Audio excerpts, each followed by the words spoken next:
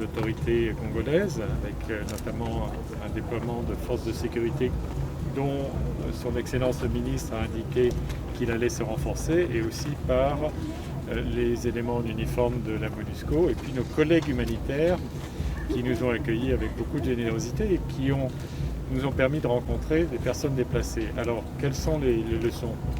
Eh bien, il faut que nous continuions et que nous intensifions les efforts, et je sais que c'est l'état d'esprit de nos collègues de la MONUSCO, de notre représentant spécial Bintou Keïta et de tous les collègues. Je sais que c'est aussi l'état d'esprit, monsieur le ministre, du gouvernement congolais.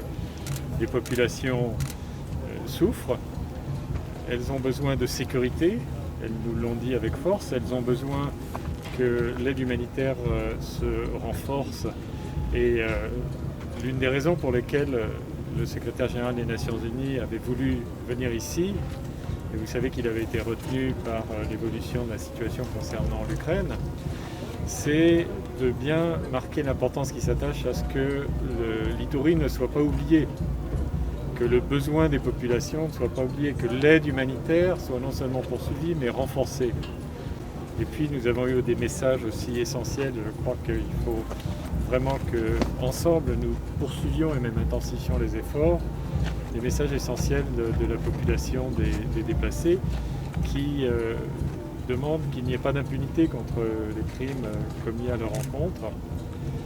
Et je crois qu'au-delà de ces questions, il y a une nécessité pour que nous continuions à travailler ensemble pour que les populations puissent revenir chez elles. Et revenir chez elles, ça veut dire trouver des solutions durables. Ça veut dire trouver des solutions qui permettent que les communautés entre elles soient apaisées, réconciliées. C'est la raison pour laquelle nous avons rencontré les représentants de toutes les communautés ici même avant de partir à Reuil, et que nous avons pu échanger sur la manière de faire avancer la réconciliation, traiter des sujets essentiels comme la compétition pour les ressources naturelles. Le Congo, et en particulier cette région, est une région riche, avec beaucoup de compétition sur ces ressources par la MONUSCO, en coopération avec les autorités. Et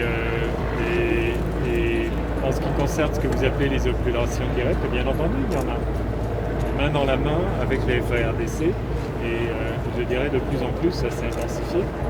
Alors, la sécurité en Ituri, c'est un problème qui concerne une région très vaste avec des groupes qui sont très nombreux et qui sont très mobiles. Donc ça ne se règle pas en quelques semaines, ou même en quelques mois malheureusement. D'autant qu'il y a aussi des causes profondes et la nécessité d'encourager l'État à renforcer sa présence. Mais je vous réponds oui, bien sûr, qu'il y a des opérations très robustes menées par la MONUSCO avec les FARDC, et elles ont pour effet de repousser et de disloquer ces groupes. Mais il faut continuer. C'est une menace qui est sérieuse et qui nécessite de la patience, de la résilience, mais de la détermination.